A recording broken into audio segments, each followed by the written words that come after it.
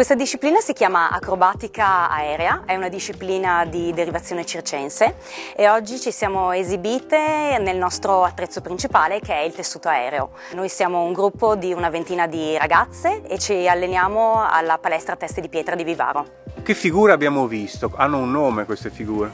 Ma le singole figure sì, hanno tutte un nome specifico, ma in realtà alcune figure sono anche quasi un po' inventate, c'è molto interscambio tra di noi all'interno del gruppo, frequentiamo alcuni workshop da artiste circense molto famose a livello internazionale, per cui la nostra formazione è molto varia e speriamo insomma di poterci riproporre, tenere altri spettacoli nel corso dell'anno, perché per noi è un bellissimo obiettivo e soprattutto è molto divertente anche per il pubblico vedere qualcosa di insolito. L'importanza di questo festival per noi e per tutto il territorio di Meduno è quello di creare una partnership tra soggetti pubblico, quindi le amministrazioni, non solo di Meduno ma di tutto il territorio, e tutte le attività di Meduno e non solo, attività appunto che già da diversi anni operano nel nostro territorio e hanno creato un'economia legata al volo.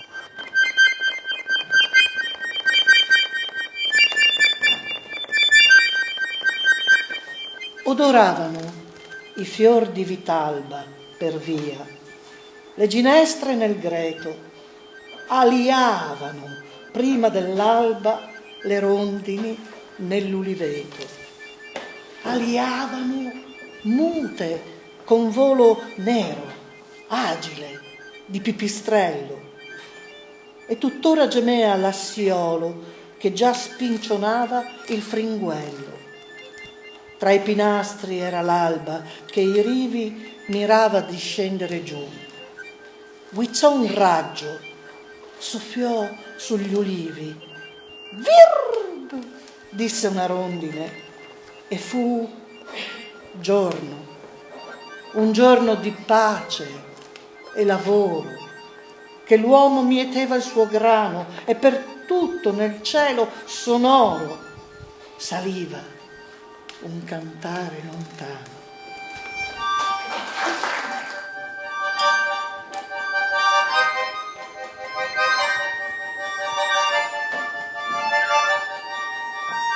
Questo festival è il compendio di tutta l'opera che noi abbiamo portato avanti in tutti questi anni, cioè valorizzare il nostro territorio, portare a conoscenza di tutti i valori che ci sono in questo territorio, le bellezze naturalistiche, le tradizioni, e il volo è uno sport che ha fatto conoscere nel mondo il nostro territorio, per cui noi vogliamo valorizzare tutto questo proprio per dare una valorizzazione maggiore a tutto il territorio. È il compendio del lavoro che abbiamo fatto e che è un lavoro, e ci tengo a sottolinearlo, di squadra. È una squadra che lavora tanto insieme e questi sono i risultati che possiamo ottenere. Gli Saganis o Ecomuseo sono essenziali per tutta l'organizzazione, è una struttura molto importante per tutto il territorio perché è una struttura culturale che si occupa di cultura, di mantenimento delle tradizioni e che ci aiuta costantemente nel portare avanti i nostri eventi.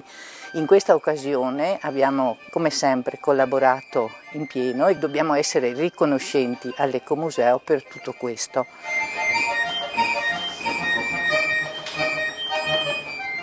Che consigli si possono dare per un volo in sicurezza al Valinis di Meduno?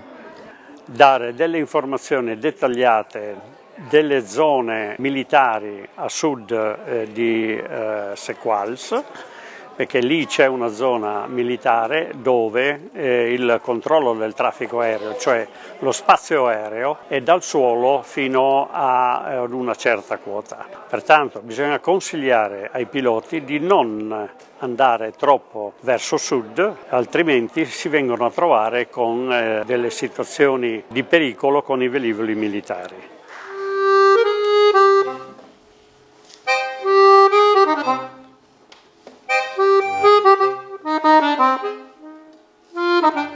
Spesso, per divertirsi, i marinai prendono degli albatri, grandi uccelli dei mari, indolenti compagni di viaggio delle navi in lieve corsa sugli abissi amari.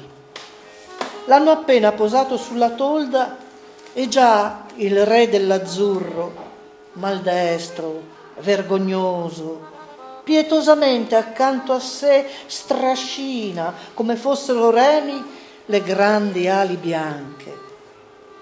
Come fiacco e sinistro il viaggiatore alato. È comico, è brutto, lui prima così bello.